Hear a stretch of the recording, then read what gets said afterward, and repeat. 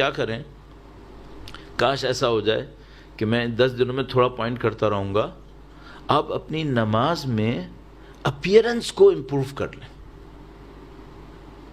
Appearance کو improve کر لیں۔ مثال کے طور پر باڈی کی کچھ پوزیشنز ہیں نماز کے اندر مانگی گئی ہیں، مستحب ہیں، اس کو پورا کریں۔ چھوٹا سا ایک پوائنٹ عرض کروں، کنٹرول بھی بڑھے گا، نماز بھی امپروو ہوگی، اللہ انشاءاللہ تاثیر دے دے، درود بھیجے گا محمد و آل محمد۔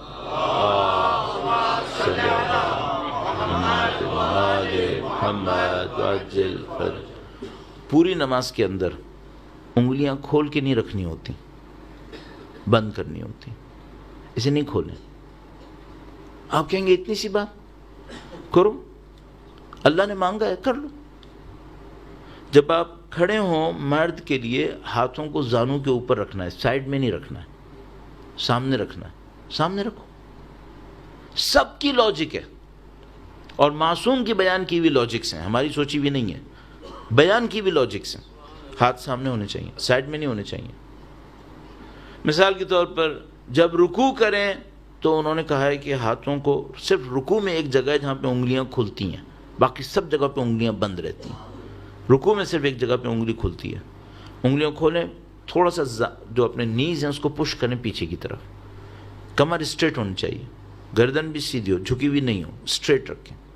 کانسیپٹ کیا ہے؟ کانسیپٹ یہ ہے کہ خدا میں تیرے راستے میں گردن کٹوانے کو تیار ہوں، لاجک ہے۔ یہ اپیرنس خدا نے مانگی ہے، ایسے کرو۔ سجدے، اب مثلا کھڑے ہونے میں بہت بڑی، میں بعض اوقات سوچتا ہوں کہ اگر ہم چھوٹی چھوٹی چیزوں کو امپروو کر لیں، خدا نے اس اپیرنس کو مانگا ہے نا، تو کوئی لاجک ہے اس کے پیچھے۔ مثلا جب آپ کھڑے ہوں تو آپ کے پاؤں، دونوں پاؤں قبلے کی طرف ہونے چاہیے، ٹیڑھے نہیں ہونے چاہیے۔ کوئی کہے کہ حرام ہے، حرام نہیں ہے، مستحب ہے، اس سے نماز امپروو ہوگی۔ اور نماز امپروو ہوگی تو یہ سمجھ لو آپ نے سب کچھ ٹریگر کر دیا، بہتر ہوتا چلا جائے گا۔ تو ابھی دوسرا دن ہے مجلس کا، میں دوسرے دن میں اس کو عرض کر رہا ہوں تاکہ انشاءاللہ میں اور آپ پریکٹس کریں گے 10 دن، کہیں سے کہیں پہنچ سکتے ہیں ہم، اچیومنٹ ہونی چاہیے نا۔ تو پاؤں بالکل سیدھے ہوں، تھوڑا سا گیپ دیں اور قبلے کی طرف ہوں، ہاتھ انگلیاں بند، زانوں کے اوپر ہونی چاہیے۔ جب آپ قیام کریں، سورہ اور رکوع پڑھ رہے ہیں، مثلا ہم پڑھ رہے ہیں، تو کیا سوچیں؟ آپ یہ سوچیں میں ایسے کھڑا ہوں جیسے قیامت کے دن خدا کے سامنے کھڑا ہونا ہے۔ قیام کا مطلب یہی ہے، قیام کھڑا ہونا، قیامہ بھی اسی سے ہی ہے۔ پھر آپ رکوع کریں، کیا سوچیں؟ کانسیپٹ یہ ہے کہ رکوع کرتے وقت سوچو کہ میں اللہ کی راہ میں گردن کٹوانے کو تیار ہوں۔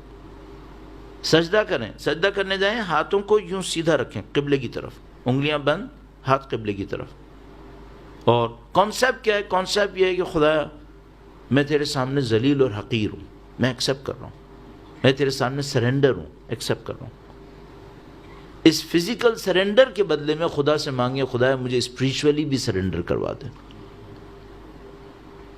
میں تیرے لیے سوچنا شروع کروں۔ بیٹھیں گے دوسرے سجدے سے پہلے، پھر دوبارہ سجدے میں جائیں گے۔ روایت نے بہت خوبصورت بیان کیا، میں جب بتاتا ہوں میں لطف لیتا ہوں اس کا، اور کئی دفعہ بتا چکا ہوں، اور آپ نے ظاہر 10 جگہ اور بھی سنا ہو شاید۔ دوسرے سجدے کو کہتے ہیں، یہ جو پہلا سجدہ ہے یہ ہماری کریشن کی طرح ہے، جیسے خدا نے ہمیں پیدا کیا۔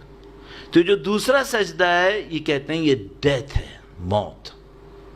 دوسرا سجدہ کرنے گئے تو یہ دوسرا سجدہ میری اور آپ کی موت کی طرح ہے، اور اس سجدے کے اندر اپنی موت کو یاد کرے انسان، خدا مجھے اچھی موت چاہیے۔ اور اس دوسرے سجدے کے بعد اگر دوسری رکعت ہوئی یا آخری رکعت ہوئی تو آپ نے تشہد پڑھنا ہے۔ کیسے تشہد پڑھیں؟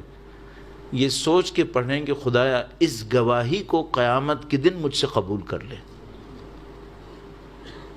تو اگر کسی کا تشہد خراب ہوا تو قیامت کے دن شاید اس کی گواہی بھی صحیح نہیں ہوگی،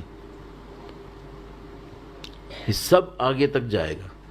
اور مثال کے طور پر بہت خوبصورت ایک جملہ روایت کے اندر آیا، فرمایا یہ جو پہلا سجدہ ہے یہ کریشن ہے، یہ جو دوسرا سجدہ ہے یہ ڈیتھ ہے، یہ جو ان بٹوین دو سجدہ آپ بیٹھے یہ کیا ہے؟